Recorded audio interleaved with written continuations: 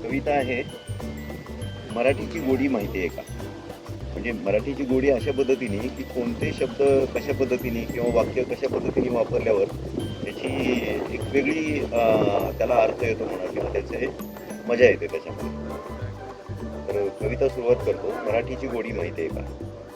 बोलून टाकणं जमत नाही ज्यांना तोंडावर, बोलून टाकणं जमत नाही ज्यांना तोंडावर, टाकून बोलत राहतात ते पाठ फिरल्यावर. बरोबर. टाकून बोलत राहतात ते पाठ फिरल्यावर. म्हणजे नेमकं काय ते माहितीये का? दुसरं, हसून पाहतो तो निर्मळ माणूस, हसून पाहतो तो निर्मळ माणूस आणि पाहून हसतो तो शहाणा माणूस. म्हणजे काय असतंय ते माहितीये का? तिसरं आता, करून पाहतो जर काम सोपं असेल तर, करून पाहतो जर काम सोपं असेल तर, आणि पाहून करतो जर अवघड असेल तर. पाहून करतो जर अवघड असेल तर यातला फरक समजला आहे.